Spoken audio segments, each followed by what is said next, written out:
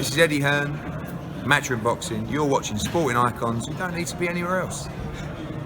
Right, good morning everybody. Hope you all had a great weekend after the very eventful event of Joshua Povetkin, of course. So I'm looking at the top 10 right now on BoxRec. Now, I didn't look at the WBC, WBO, IBF, WBA, etc. because obviously these kind of rankings seem to be somehow bought at times. Okay, not necessarily bought, but there certainly seems to be some kind of bias within there, and we can certainly see that. So I went on to BoxRec, which is an independent of sorts anyway, ranking system where they have like their own points and what have you. So I was looking at the top 10 heavyweights right now. Now, if we was to look at all of them right now, number 1, Joshua, 2, Wilder, 3, Povetkin, 4, Tyson Fury, 5, Dillian Whyte, 6, Jarrell Miller, 7, Luis Ortiz, 8, Dominic Breazeale, 9, Adam Kalinowski, and 10, Joseph Parker. Now, if we were to look at Anthony Joshua straight away, already he's on 770 points, which is double of what number 2 place has, Wilder. Now, this is obviously not fully updated right now because Povetkin, he's just lost, so therefore Anthony Joshua will get a whole load more points for beating a number 3 rated Alexander Povetkin. But you know what, we're going to miss out on some of that stuff. Now, so Anthony Joshua in the top 10, he has defeated Alexander Povetkin. He has defeated Dillian Whyte. I hate saying that one, to be honest, but you know what, it is what it is. He's also defeated Dominic Breazeale, and of course he's defeated Joseph Parker. So Anthony Joshua has defeated currently 4 of the top 10. So out of a potential 9 opponents, he's already defeated 4 of them in 22 fights as a unified heavyweight world champion. Let's look at Wilder. So Wilder's ranked number 2. He has defeated Luis Ortiz, and he's defeated, Luis Ortiz. So that goes to show you the vast difference between them, right? So, and the reason that I'm doing this is because I've been getting like a lot of comments how Joshua's overrated and Wilder is the true champion. I mean, it's complete garbage, right? I mean, think about it. Anthony Joshua, 28 years old. Deontay Wilder, 32 years old. So there's actually a 4-year difference between them, okay?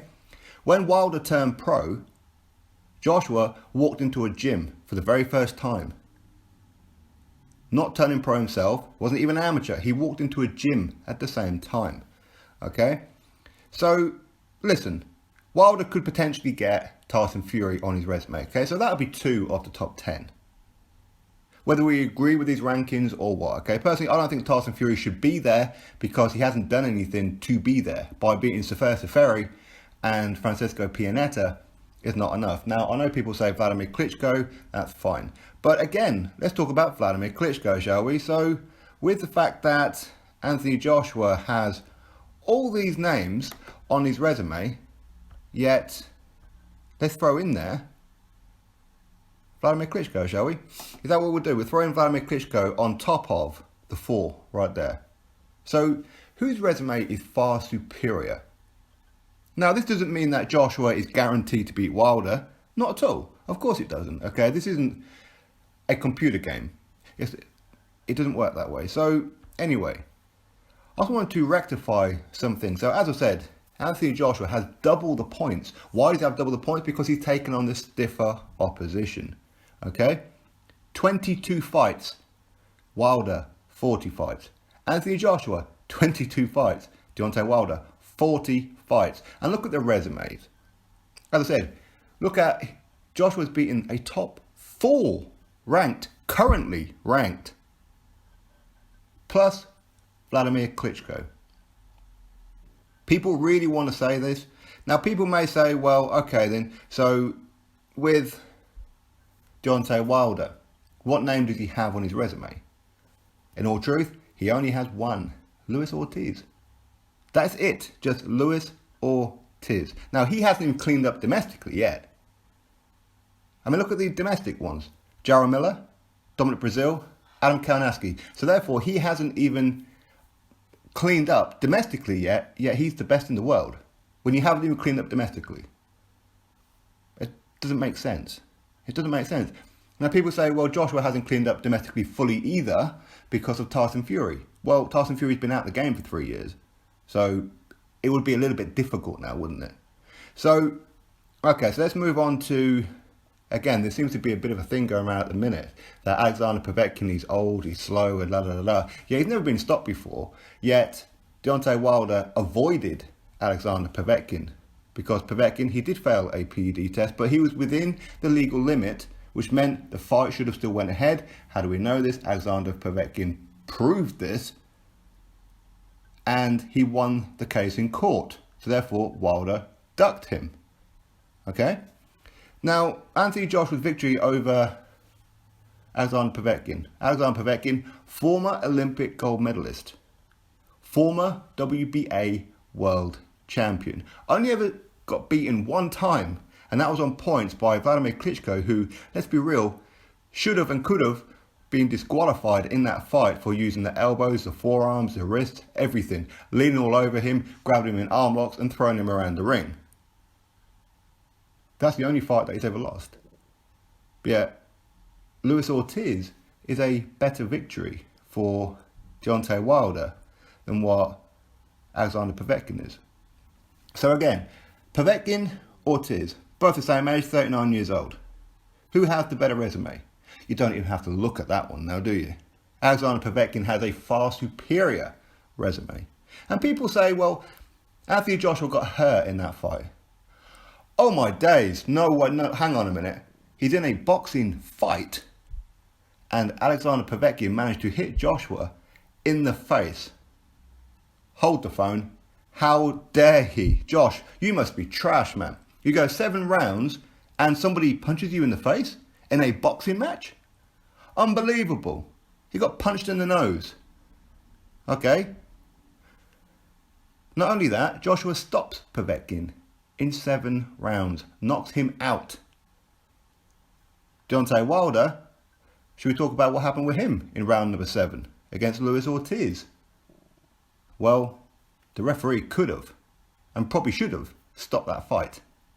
Well, I say should have. In hindsight, probably not, because he managed to compose himself enough to continue the fight and get the win. But Deontay Wilder needed help at the beginning of round 8 when he got off his stool. He got help from the referee and the medical team against a guy who's never been a world champion, who's never been an Olympian, never achieved anything as an amateur, when Luis Ortiz's best win is Bryant Jennings, who in the previous fight got beaten by Wladimir Klitschko. But yeah, Luis Ortiz is a better name than Alexander Povetkin. Okay, so yesterday I did a poll. Who wins between Alexander Povetkin and Luis Ortiz if it were to happen? 75% said Alexander Povetkin would beat Luis Ortiz. It's not a biased poll. I can't vote on this. This is from YouTube. Any uploader knows that when you do a poll or anything like that, you can't vote yourself. And it's not exclusive to your subscribers. So again, it's not a biased one of just UK fans can vote on this one. No. Because I have heard in the past where people say to me, well, it's a biased poll because you're British. But what difference does that make? Anybody can vote on this one. You don't have to be even a subscriber to vote on these. But I do appreciate those who are subscribed. So, yeah, I think it's clear just on that one, Joshua has a better resume than Deontay Wilder by a landslide. So why are people talking as if Wilder has? It's not even competitive. It's not even close. It shouldn't even be a talking point, but for some reason it is, because a very small section of Wilder fans, they are here just to try and cause a little bit of problems. Okay, they don't actually want to see Joshua versus Wilder. They just want to have some kind of vocal voice here online, where they want to chastise everything that Joshua does in favour of Wilder, because they want to try and convince people that Wilder has done something special. 40 fights Luis Ortiz is his biggest and best win. But yet these same people who are bigging up the fact that he beat Luis Ortiz, which was impressive by the way, regardless of the fact that he was knocked the hell out in round number 7, Wilder was out of it. And had the referee stopped that fight, he was in no position to complain. He wouldn't be able to. He didn't know where he was. Luckily, the bell saved him. And that's the reality of it. But yet these same people who big up that win are saying about how Alexander Povetkin broke Anthony Joshua's nose. He punched him in the nose. In a fight, Joshua managed to get hit on the nose. Outrageous. Was Joshua in any kind of trouble in this fight? Did Joshua need the referee or the medical team to help him out? If anything, that referee was brilliant. He stayed out of it. He didn't get involved. At times, I thought that the referee should have broke up certain situations, but he didn't. He just let these two guys fight. And that's the reality of it. So anybody who says that Alexander Povetkin is not a good win, you've got another serious agenda. Anthony Joshua, like him or don't like him, it doesn't matter. It does not matter. Look at the resume. It's a fact. 22 fights. Look at his resume. Look at it. You don't even need me to tell you. Wilder, 40 fights. Look at his resume.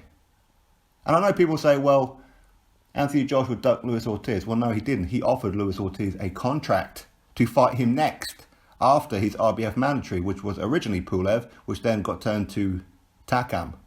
But he said, I'll fight you next. Here's a contract. Luis Ortiz said no.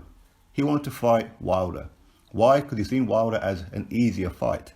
He wanted to go to Joshua for an undisputed fight, or a unification fight at the time as it was. In other words, get more money at the table. So no, Joshua did offer Luis Ortiz a contract. That's a fact. He did do that. So no, he didn't. So it's not even competitive, is it? Povetkin is a bigger, better win than Luis Ortiz. But yet you add in there Dillian Whyte, number 1 with the WBC. You throw in there Dominic Breazeale, the WBC mandatory. Come on now. It's not even competitive. Who is the true king of the heavyweight division right now? Whether or not you believe Wilder would beat Joshua or Joshua beats Wilder, regardless of that, who is the champion at heavyweight right now? It's Anthony Joshua. Of course it is.